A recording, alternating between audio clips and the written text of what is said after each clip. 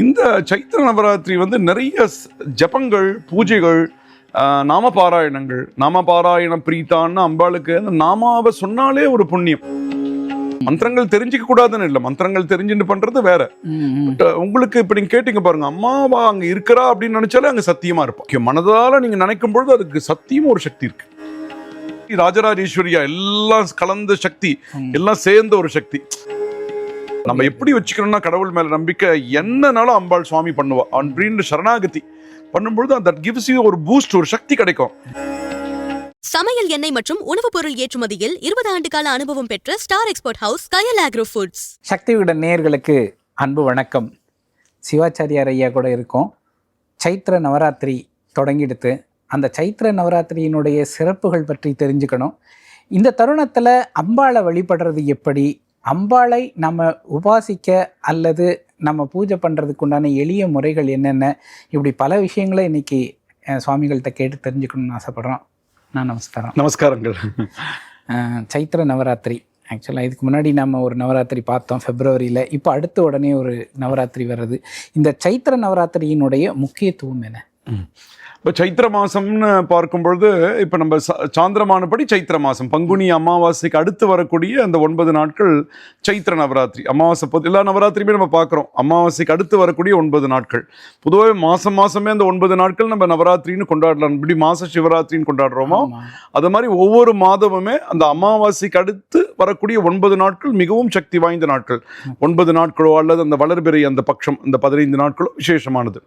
இது சைத்திர நவராத்திரின்னு நீங்க சொல்லும்போது வசந்த நவராத்திரின்னு சொல்லுவாங்க விசேஷமா. அது என்ன ஆகுது, பங்குனி மாதம் அமாவாசை அடுத்த நாள். இந்த வருடம் பார்த்தோமானால் நமக்கு 19ஆம் தேதி, ஆங்கிலத்தில் மார்ச் 19லேருந்து 27ஆம் தேதி வரைக்கும் இந்த 9 நாட்கள் அது சிறப்பாக ராஜராஜேஸ்வரியாக அம்பாள் சர்வசக்தியாக வழிபடக்கூடிய ஒரு நவராத்திரி இது சைத்திர நவராத்திரி. Okay okay. ராஜராஜேஸ்வரியாக வழிபடுறது தான், அதுதான் வந்து உயர்ந்த நிலை. ஆமா ஆமா ஆமா ஆமா. ஸ்ரீசக்கரத்துல அப்படிதானே இருக்கா, காமேஸ்வரியா இருக்கா, அந்த நிலை இது ஹையஸ்ட் ஃபார்ம். Okay okay. இந்த 9 நாட்கள் ஆக்சுவலாக இது நம்ம எபிசோடு ஒளிபரப்பாகிற அன்னைக்கு 3ஆவது நாளாக இருக்கும் அப்படின்னு நினைக்கிறேன் நான்.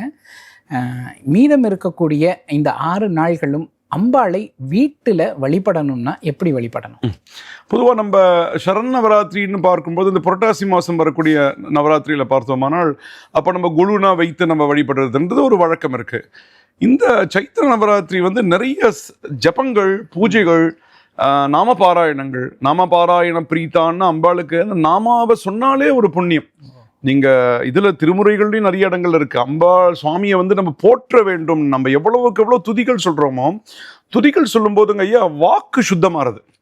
வாக்குன்றது நம்ம பார்த்துருக்கோம், மனோ வாக்காயன்னு. முதல்ல மனதில், அப்புறம் சொல்லில், அப்புறம் செயல்.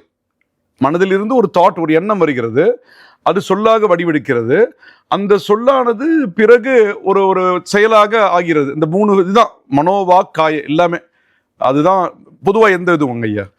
அதில் பார்க்கும் பொழுது இந்த வாக்கு, நம்ம மந்திரங்கள் சுவாமி நாமா சொல்ல சஹஸ்ரநாமம் சொல்கிறோமோ, அபிராமி அந்தாதி சொல்கிறோமோ, உங்களுக்கு என்ன தெரிஞ்சிருக்கோ, என்ன நீங்கள் சக்தி ஓம் சக்தின்னு சொன்னால் கூட சரி, நீங்கள் சொல்ல என்ன ஆகுது, ரெண்டுத்தையும் கனெக்ட் பண்ணக்கூடியது இந்த வார்த்தை தான். ஆக்ஷன்லேயும் உங்கள் செயல்லையும் மாற்ற முடியும், உங்கள் மனசையும் சரி பண்ண முடியும். இந்த 3 விஷயத்தையும். அதனால மந்திரங்கள்ன்றது நம்ம சாஸ்திரங்கள்ல மந்திரம் ரொம்ப முக்கியம். நான் ஏற்கனவே சொல்லியிருக்கேன் பாருங்க, மந்திரம் சொன்னா மாங்காய் பழுக்குமான்னா, அதுக்குரிய மந்திரம் இருந்ததுன்னா அது ஒழுங்கா சொன்னா கண்டிப்பா பழுக்கும்.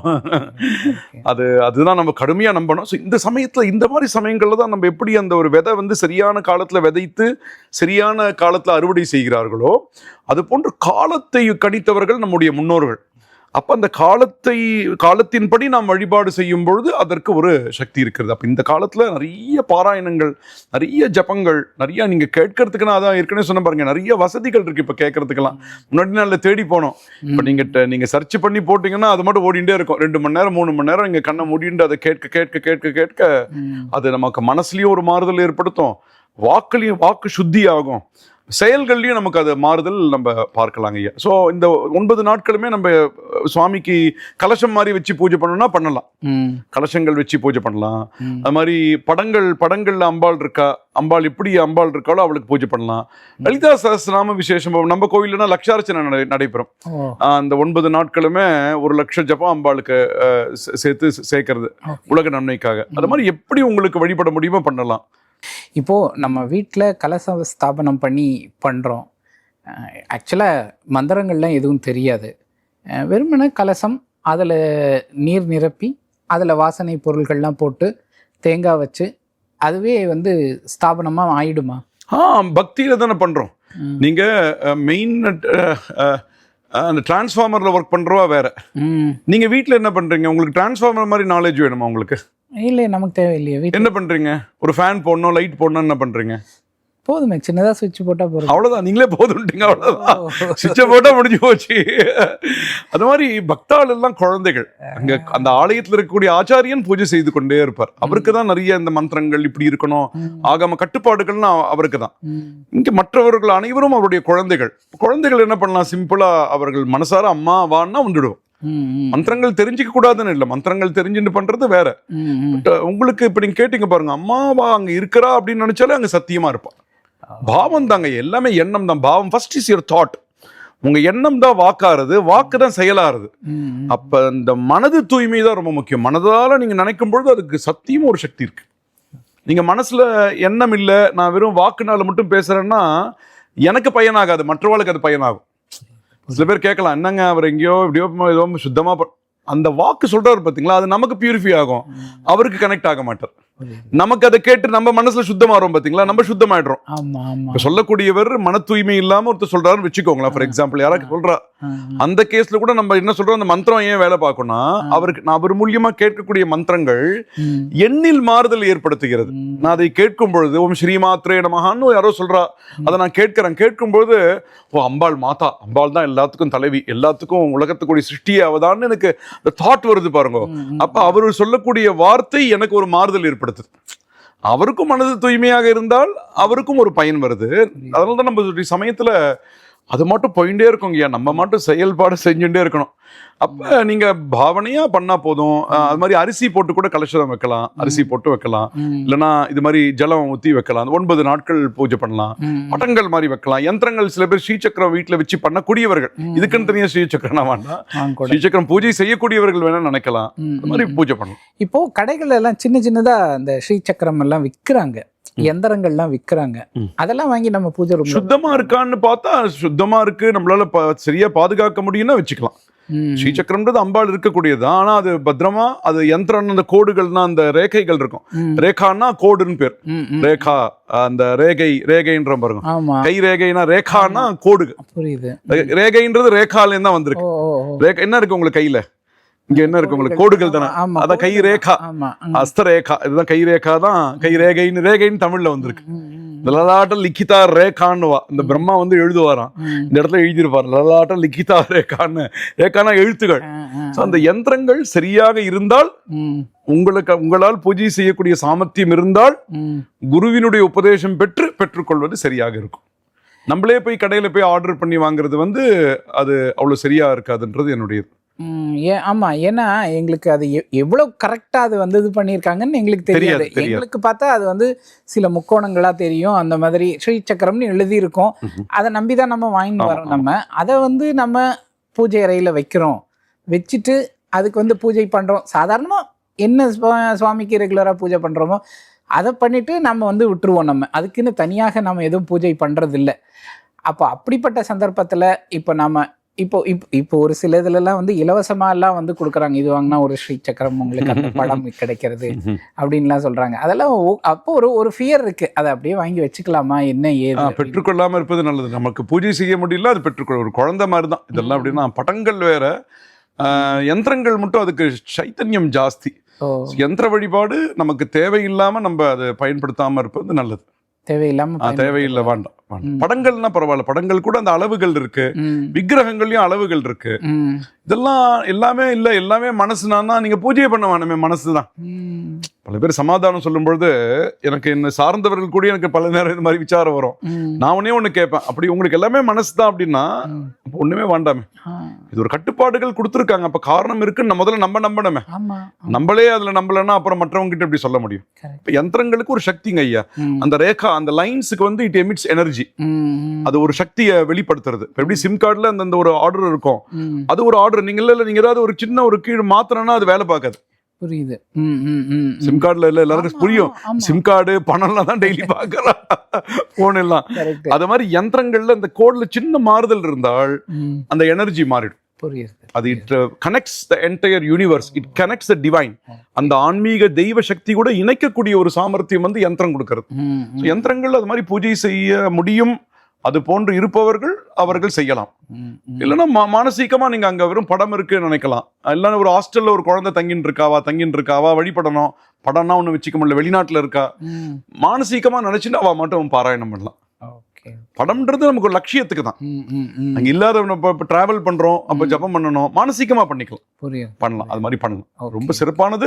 இது வந்து யமனுடைய கோரை பற்கள்னு சொல்றா. இந்த வசந்த காலமும் சரத்காலமும் நிறைய வியாதிகள், நிறைய அழிவுனா ஏற்படும்ன்றா. அதனால அந்த சமயங்கள்ல நம்ம தெய்வத்தை வழிபட்டு உலகத்திற்காக அனைவரும் நன்மை அடைய வேண்டும்னு ஒவ்வொருத்தரும் இந்த வசந்த நவராத்திரி கண்டிப்பாக கொண்டாட வேண்டும். எப்படி நம்ம சரண் நவராத்திரி கொண்டாடுறோமோ, இந்த சமயத்திலயும் பெண்கள்லாம் வீட்டுக்கு கூப்பிட்டு கன்னியக்கா, அதாவது அம்பாளுக்கு ரொம்ப பிடிச்சது இந்த கன்னியக்கா, அவ சுவாசினி, அவளை கூப்பிட்டு அவளை மரியாதை பண்றது. அவளை கூப்பிட்டு நம்ம தாம்பூலம் வச்சு கொடுக்கலாம், என்ன முடியுதோ வச்சு கொடுக்கலாம், அவளுக்கு பூஜை பண்ணலாம். அம்பாள் சாக்த சம்பந்தமான ஆலயங்கள்லாம், அபிராமி, அவளெல்லாம் நீங்க போய் பார்த்துட்டு வரலாம். சுவாமி தரிசனம் பண்றது ஒரு சக்திங்க ஐயா. ஒரு கோவிலுக்கு போனாலே, அங்க போனாலே நிறைய பல வருஷங்களா, பல்லாயிரம் ஆண்டுகளா அங்க பூஜை செய்த சக்தி அங்க இருக்கும். எப்படி ஒரு ஆர்டிஸ்ட் நிறைய ஸ்டோர் பண்ணா நீங்க என்ன வேணா ரிட்ரீவ் பண்ணிக்கலாம் பாருங்க. அது மாதிரி அங்க வந்து அந்த சிலாபேரமா அந்த கருங்கல்ல வடிச்சிருக்கும் பொழுது, அந்த வடிச்ச இதுல இந்த ஆச்சாரியன் அந்த சக்திய மந்திரத்தை சொல்லி சொல்லி சொல்லி சொல்லி வரக்கூடிய பக்தர்கள்லாம் வழிபட்டு நிறைய உற்சவங்கள், நித்திய உற்சவம், நைமித்திகோத்சவம், காமியோத்சவம் செய்யப்பட்டு ஆலயத்துக்கு செல்வது என்பது ரொம்ப சிறப்பானதுங்க. அப்போ அருகில் இருக்கக்கூடிய ஆலயங்களுக்கு தினமும் ஒரு ஆலயத்துக்கு செல்லலாம். அப்புறம் ஏழை எளியவருக்கு நான் எப்பயுமே சொல்லுவேன், இந்த விசேஷமான உற்சவங்கள், இந்த பண்டிகைகள் சமயத்துல ஏழை எளியவர்களுக்கு நம்ம வந்து தானம் செய்வது மிகவும் சிறப்பான பயனுங்க. ஏன்னா எல்லாமே கடவுளுடைய குழந்தைகள் தானங்க. அப்ப பராசக்தி என்ன சந்தோஷம் அடைவா, ஒருத்தருக்கு சாப்பாடு வேணும், சாப்பாடு கொடுங்கோ, வஸ்திரம் கொடுங்கோ, இல்லாதவாளுக்கும் போய் கொடுங்கோ. நீங்க உங்க பந்துக்களை கூப்பிட்டு கொடுக்குறீங்க, அது உங்க சௌகரியம். பட் யாராவது ஒருத்தர் இல்லாத வாழ்க்கை, இந்த சமயத்துல ஸ்கூல் வஸ்திரம் வாங்குற சமயமா இருக்கும், யாராவது ஒரு ஏழை குழந்தைங்களுக்கு ஸ்கூல் ட்ரெஸ் வாங்கி கொடுங்கோ. அது மாதிரி நீங்க நம்ம பார்க்கறதாங்க ஐயா. அம்பாளை எல்லாருள்ளயும், அம்பாளை பார்க்கறதுக்கு தான் இந்த விரதங்கள் பண்றது, இந்த கட்டுப்பாடுகள். இந்த வசந்த நவராத்திரி, ராஜராஜேஸ்வரியா, எல்லாம் கலந்த சக்தி, எல்லாம் சேர்ந்த ஒரு சக்தி. அங்க துர்கா லட்சுமி சரஸ்வதி சண்டியா பார்த்தோம் இந்த சரண் நவராத்திரி போது. இங்க ராஜமாதங்கி இது போதும் ராஜமாதங்கியா இருக்கா. இங்க வாராகி ஆஷாட நவராத்திரி இந்த இது பாக்குறோம். இது வந்து முழுக்க அம்பாள் ராஜராஜேஸ்வரியா சுத்தி, இந்த பக்கம் வாராகி, இந்த பக்கம் ராஜமாதங்கி. அவ வந்து முழுக்க இந்த பிரபஞ்சமே சிவன் சக்தியுடைய ஐக்கியம் தான். காமேஸ்வரன் காமேஸ்வரியாக, முக்கியமா ஸ்ரீவித்யா உபாசகர்கள் மிகச் சிறந்த முறையில் இந்த சமயத்தை நிறைய அதை நிறைய ஜபம் பண்ணுவா, நிறைய பூஜை பண்ணுவா. அவருடைய குரு உபதேசம் பண்ண மந்திரங்கள் எல்லாம் சித்தி பண்ணிக்கக்கூடிய காலம் இது, இந்த ஒரு பருவம். இந்த காலகட்டத்துல நாம வந்து ஜபம் பண்றதுக்கு, சொல்றதுக்கு, துதிக்கிறதுக்கு ஏதாவது ஒரு ஸ்தோத்திரம் சொல்ல முடியும்? பொதுவாக யாதேவி சர்வபூதேஷு, யாதேவி சர்வபூதேஷு சக்தி ரூபேன சம்ஸ்திதா நமஸ்தஸ்யை நமோ நமஹ. திரும்பி சொல்லமாங்க, யாதேவி சர்வபூதேஷு சக்தி ரூபேன சம்ஸ்திதா நமஸ்தஸ்யை நமோ நமஹ. ஐந்து பாத்தீங்களா, நமோ நமஹான்னு, நமோ அப்புறம் நமஹா, அந்த சேர்ந்து சேராம சொல்லணும். நமஹா நமஹா நமஹா நமஹான்னு 5 முறை வரும். ஏன்னா நம்ம சரீரம் வந்து பஞ்சபூதங்களால ஆனது. இந்த 5 முறை இந்த நமஸ்காரம் சொல்றது, அந்த பஞ்சபூதங்களுக்கும் சக்தி அல்ல, நமஸ்காரம்னா 5 வருது. யாதேவி சர்வபூதேஷு, எந்த ஒரு பராசக்தியானவள் உலகத்தில் இருக்கக்கூடிய அனைத்து ஜீவராசிகளிலும் சக்தியாக இருக்கிறாள். ஓம் சக்தின்ற பாருங்க, சக்தி சக்தி சக்தி மகாசக்தி பராசக்தின்னு மகாகவி பாரதியார் பராசக்தி பராசக்தின்னு துதிக்கிறார். இன்ஃபேக்ட் இந்த சமயத்துல மகாகவி பாரதியாருடைய சக்தியை பற்றி அவர் இயற்றிய அந்த துதிகள் எல்லாம் கூட சொல்லலாம், ரொம்ப சிறப்பாக இருக்கும். காளியை பத்தி சொன்னது, லக்ஷ்மியை பத்தி சொன்னது, சரஸ்வதியை பத்தி சொன்னது, எல்லா சக்தியும் இந்த சக்தின்னு ஆயிட்டா என்ன ஆயிடும், அதனுடைய அந்த எனர்ஜி ஆயிடும். எல்லாருமே எனர்ஜி, வியரல் நத்திங் பட் எனர்ஜி உடைய ஒரு அமைப்பு தான். அந்த சக்தி ரூபேண சம்ஸ்திதான்னு யாதேவி சர்வபூதேஷு நம்ம வேண்டும் பொழுது என்ன ஆறுது, நமக்குன்னு நீங்க வேண்டிக்கிறீங்கோ, உலகத்தில் இருக்கக்கூடிய அனைவருக்கும் இந்த சக்தியானது சென்று அடைய வேண்டும். முக்கியமா இப்ப நீங்க அண்மையில வார்னா நடந்துட்டு இருக்கு, உலகத்துல ஒரு மாதிரி ரொம்ப பயமா இருக்கு, எப்படி எது நடக்கும் என்ன ஏது, இப்ப கேஸ் விலைனா கூட ஏறி இருக்குன்ற தெரியல நமக்கு. அப்ப அதெல்லாம் சரியாகணும், எல்லாருக்கோசம் நம்ம வேண்டணும். இந்த ஊர் அந்த ஊர் எங்க ஊர்ல வந்தாதான் பிரச்சனை அப்படின்னா கிடையாது. நம்ம வேண்டும் பொழுது சர்வே ஜனா சுகினோ பவந்து, அனைவரும் நன்மை அடையட்டும், இந்த இந்த இந்த இந்த சண்டையானது நிறுத்தப்பட்டு அந்த மக்கள் எல்லாமும் திரும்பி சரியா வரணும். அவங்களுக்கு ஆனா திரும்பி ஒரு சண்டை பண்றது ஈஸி, ஆனா ஒரு சண்டையில இருந்து திரும்பி வர்றது ரொம்ப கஷ்டம். அது சரி பண்றது ரொம்ப கஷ்டமானது. முடிந்த அளவுக்கு சண்டை இருக்கக்கூடாது, நம்மளுடைய அஹிம்சையை தான் இருக்கணும். பட் தேவை சில இடங்கள்ல பண்றா நமக்கு தெரியல, காரணமும் தெரியல. ஆனா நம்மளால என்ன பண்ண முடியும்னா வேண்டிக்க முடியும் அம்பாள் கிட்ட. இப்ப நம்ம சக்தி ரூபேண சம்ஸ்திதான்னு நமக்குன்னு நீங்க ஒரு 4 தடவை சொல்லிக்கோங்க, குடும்பத்தாருக்குன்னு சொல்லிக்கோங்க. இது மாதிரி இந்த வார் நடக்குது பாருங்க, அந்த பிரதேசங்கள்லாம் சரியாகட்டும் அம்மா, எல்லாம் சரி பண்ணி கொடுன்னு நம்ம வேண்டலாம். அம்பாள் நினைச்சா அப்படியே சரி பண்ணிடுவா. எப்படி ஒரு அமாவாசையை பௌர்ணமி ஆக்கினாரா இல்லையா, அந்த நம்பிக்கை நம்ம வச்சுக்கணுங்க ஐயா. நம்ம எப்படி வச்சுக்கணும்னா கடவுள் மேல நம்பிக்கை, என்னன்னாலும் அம்பாள் சுவாமி பண்ணுவா அப்படின்னு சரணாகதி பண்ணும்பொழுது தட் கிவ்ஸ் யூ ஒரு பூஸ்ட், ஒரு சக்தி கிடைக்கும். அந்த சக்தி உங்களுக்கு அந்த ஆற்றல் என்ன பண்ணும், உங்களால என்ன வேணா செய்ய வைக்கக்கூடிய ஒரு சாமர்த்தியத்தை கொடுக்கும். இந்த சைத்திர நவராத்திரி நம்மளால முடிஞ்சது இந்த சமயத்துல உலக மக்கள் அனைவரும் நன்மையை அடைய வேண்டும் என்று நாம் சக்தி ரூபேண சம்ஸ்திதான், அனைவருக்குள்ளும் அவள் தான் இருக்கிறார். மைட்டோகாண்ட்ரியா நம்ம பேசுறது எல்லாமே அந்த சக்தி தானே. அப்ப அந்த சக்தி அங்கெல்லாம் கொண்டு போய் பலத்தை தரட்டும், நல்ல புத்தியை கொடுக்கட்டும், ஒரு அமைதியை கொடுக்கட்டும் அப்படின்னு பிரார்த்தனை பண்ணிக்கலாம். நேயர்களே, நம்ம நவராத்திரி காலகட்டத்தில் அம்பாளை பற்றி கொஞ்சம் தியானிக்கிறதுக்கான வாய்ப்பு கிடைச்சது. சிவாச்சாரியார் நிறைய விஷயங்களை சொல்லியிருக்காங்க, அதில் எல்லாமே உங்களுக்கு பயனுள்ள தகவல்கள் இருந்திருக்கும்னு நினைக்கிறேன். உங்களுக்கு ஏதாவது கேள்விகள் இருந்தால் தயங்காமல் கமெண்டில் கேளுங்க. சிவாச்சாரியார் சுவாமிகள்கிட்ட வாய்ப்பு கிடைக்கிறப்போ கேட்டு உங்களுக்கு நிச்சயமாக நான் அப்டேட் பண்ணுறேன். மேலும் இன்னும் ஒரு 1-2 எபிசோட்ஸ் கடந்து வந்து சின்ன சின்ன எளிய பூஜைகள் பற்றின விஷயங்களை எல்லாம் சுவாமிகள் மூலம் கேட்டு தெரிஞ்சுக்கணும்னு ஆசைப்பட்றோம். ஆக்சுவலாக சுவாமி, இந்த வீட்டில் நம்ம பண்ணக்கூடிய எளிமையான பூஜைகள் இதெல்லாம் பண்ணலாம். ஏன்னா நிறைய பேருக்கு தயக்கம் இருக்கு, நம்ம பூஜை எப்படி பண்றதுன்னு தெரியலையே, சும்மா சாமி கும்பிட்றாங்க, பூஜை பண்ணலாமா வேண்டாமா, பண்றது எப்படி, அதையும் நம்ம வந்து வர காலத்துல நிறைய நாம சரிங்க ஐயா, என்ன தெரியறதோ சொல்றேன், தெரியாதுங்க குரு ஆச்சாரியர்கிட்ட கேட்டு சொல்றேன். சரிதா. நேயர்களே, இந்த வீடியோ உங்களுக்கு ரொம்ப பிடிச்சிருக்கும்னு நினைக்கிறேன். லைக் பண்ணுங்க, கமெண்ட் பண்ணுங்க, ஷேர் பண்ணுங்க. நிறைய பேர் சக்தி விகடன் சேனல் இந்த வீடியோஸ் எல்லாம் பார்க்குறீங்க, ஆனால் சப்ஸ்கிரைப் பண்ணாமல் பார்க்குறீங்க. ப்ளீஸ் சப்ஸ்கிரைப், சப்போர்ட் பண்ணுங்க. நெக்ஸ்ட் ஒரு நல்ல வீடியோவில் உங்களை சந்திக்கிறேன். சுவாமி நன்றி, நமஸ்காரம். 20 ஆண்டுகளாக உலக நாடுகளுக்கு உயர்தர சமையல் எண்ணெய் மற்றும் உணவுப் பொருட்கள் ஏற்றுமதியில் இந்திய அரசின் ஸ்டார் எக்ஸ்போர்ட் ஹவுஸ் அங்கீகாரம் பெற்ற கயல் ஆக்ரோ ஃபுட்ஸ்.